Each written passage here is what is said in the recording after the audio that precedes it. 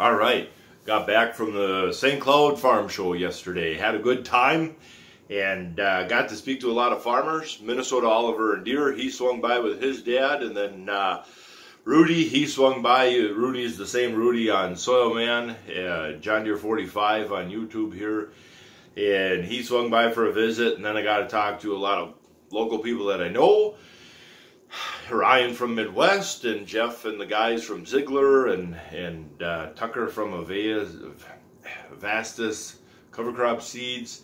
All good folks. Brandon from Peterson Seed, and but I enjoyed the day visiting with farmers that I did not know. I enjoy listening to older farmers talk about their farm, how they got to where they are, and how they did stuff, and I just enjoy that. I really thoroughly enjoy listening to the older folks, and so it's a good show, great show to get business cards from people. A lot of local, some weld shops, your local banks and insurance companies, kind of them resource places, your secondary line, your short line dealers. So it's a great place to just walk and grab business cards. Because during the summer, you're going to need a shaft fixed or something, this, that. Well, here you got Paul's Welding, and give them a call kind of deal. And so it's a good resource place for farmers. It's not a place to go to just look at the latest and greatest, biggest equipment.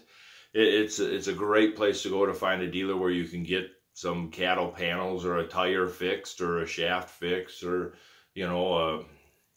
that short, an auger and things like that, and electric motor repair. It's a good resource show. Had a good time. I like that kind of stuff. March 5th, the University Minnesota Extension is having a program here in the Pine City Legion. Bulk of it will be on urea, and then water hemp and white mold is kind of the bulk of the day.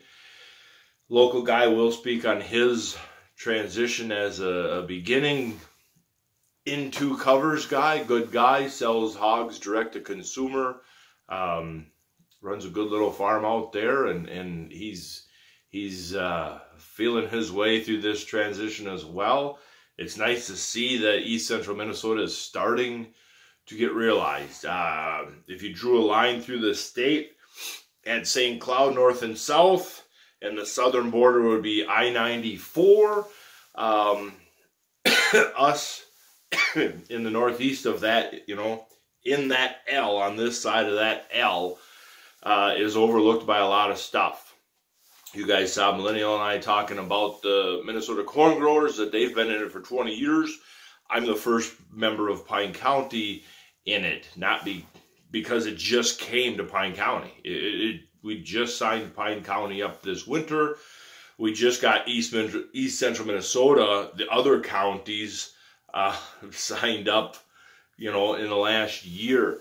The state really overlooks us a lot. Chemical and seed companies overlook us a lot. They see that this isn't crop country. They see that this part of the country would be much better off in pasture. I don't know whether to agree with them because they're right, or be insulted even though they're right.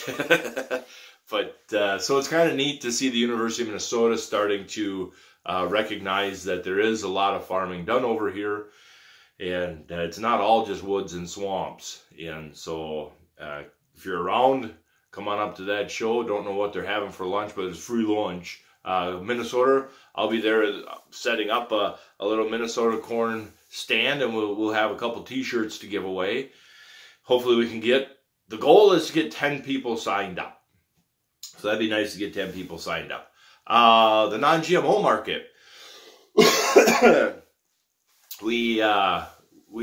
My Pioneer dealer Nancy there sent me an email saying if I'm interested, call Red Rock. They're doing some non-GMO barges next summer, or summer of 2020, so it'll be old crop 19. And so I called down, and we negotiated a really good premium, and we were non-GMO number of years ago on corn side of it. And it ain't bad. You use the similar chemicals as you would in, you know, your regular corn. The only thing is you just can't have the Roundup in there. You just use your old-fashioned corn chemicals. This is no big deal.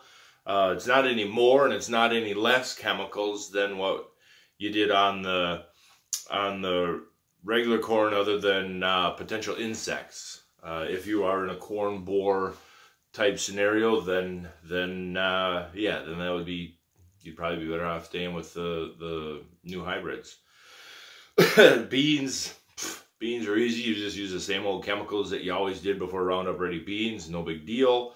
But now that we are bringing soil health in with it and diversity, the cover cropping and learning from organic guys, we can see that in a couple years we'll be non-GMO and pretty much done with chemicals altogether. By 2022, that's our goal, is to have it figured out how to basically be organic with non-GMO stuff without dinking around with the certification and bunk of being organic. Just capture the non-GMO premium and capture the sustainable market to our local products that we sell off the farm. And yeah, for us, we were already, so it's a buyer's call on shipping, which means sometime between river open in April and June. At some time, they'll just call and say, okay, the barge is here. We need that stuff down now.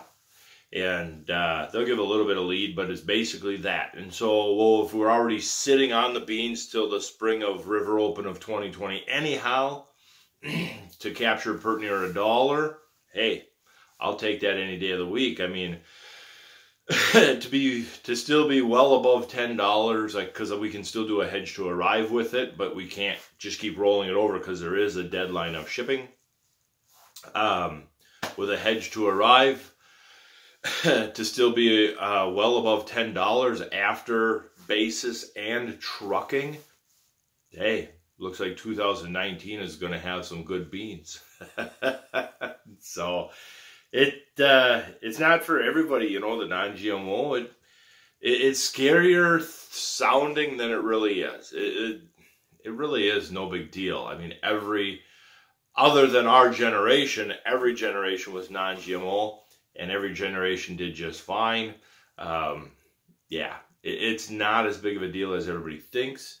The reason it's kind of a big deal nowadays is because the diversification is lost. It's more of monocropping of corn, beans back and forth, and then them are the areas that you can see the weed and disease pressures. And so, yeah, we go back to farming like Grandpa, and we go back to not having the problems like Grandpa.